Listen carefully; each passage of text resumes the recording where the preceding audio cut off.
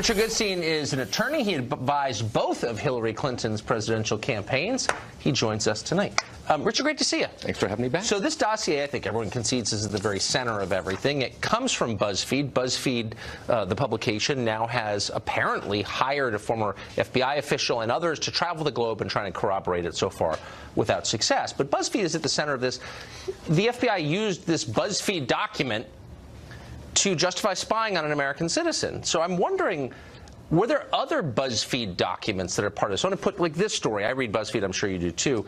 31 slightly weird things all girls do in the bathroom but don't talk about. That's a BuzzFeed story. Was that in any way part of this investigation? Anything else you want to talk about that's, like, relevant to the fact that we know? 22 jokes you'll love if you're lactose intolerant but can't stop eating dairy? Can we talk about the fact that this whole premise is twisted, that the FBI shielded Donald Trump because they knew, the intelligence community knew, that's what they briefed the president and the vice president about in the Susan Rice memo, about the fact that the Russians had interfered and they went, outside their rules to go after Hillary Clinton. So can we at least have that as a premise? Okay, so here's the premise is this. Allegations were made against the Trump campaign, very specific ones, that they colluded with the Russian government to win the election, that moreover the president had been a longtime Russian agent.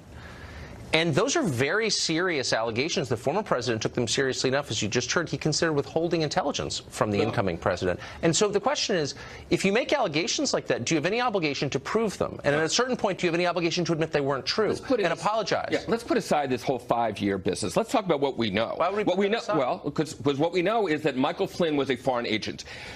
Donald Trump hired Donald Trump. Russia? I'm asking. Turkey, we know that. Oh, is Turkey the same as Russia? Well, he just didn't disclose what he was being paid by Russia or Turkey, right? We know that. And we also know, because of the wiretaps of Kislyak, that he asked Kislyak, look, go easy.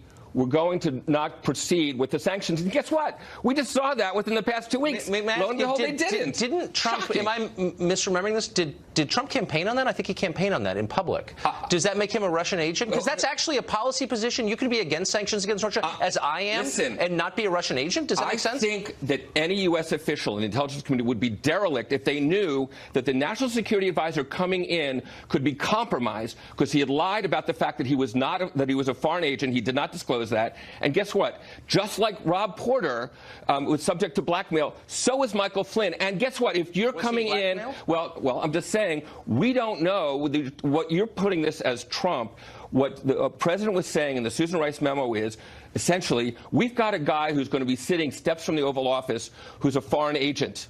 Okay, and we know that he's got these ties to Russia. We know that he approached Kislyak, and we can't trust that he won't approach Kislyak about something that's more secret than sanctions. Let me just ask you a question: are you allowed to have a different view on sanctions than the one Barack Obama had, or the one that you have, or is that criminal? It's not a question. Do you realize that you're going insane on TV right now? I mean, you're actually saying things that are not only legal but totally legitimate. I think and you're acting as if they're immoral. What's insane is that it's normal that you would have as your national security agent official a foreign agent. That is insane. That is demonstrably insane. And that's what we had. Sorry. No, actually we didn't at that point. No. And I would say, as I've said 100 times on this show, that it was wrong of Mike Flynn to take money from the government of Turkey. But in point of fact, when he showed up to work at the White House, he was not a foreign agent at that point.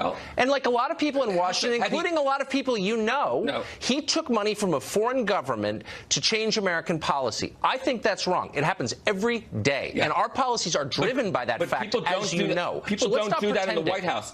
In the White House, he used his authority to basically push policies that were going to benefit Turkey. He told Susan Rice, don't go into Raqqa. Why? Because it was involved the Kurdish military, which was adverse to Turkish interests. So this is, you talk about traitors. That's traitorism. Okay, that traitorism. Yes. Okay, we're coining new words. We are. So let me just ask you this. None of that actually gets to the point. I mean, you're saying that he had taken money from the Turkish government. That's wrong. I agree with you on that. But none of this has anything to do with the core claim, which has basically wrecked our government for over a year. And at a certain point, do you feel like maybe you're responsible for this insanity, which is destroying the concept of due process, making it impossible for anyone to think clearly? Do you think maybe I'm part of this? Maybe I should pull back a little bit and be rational? Let me make 4 points in 10 seconds. The Russians said to the Trump people, we can help you. Donald Trump Jr., love it, bring it on.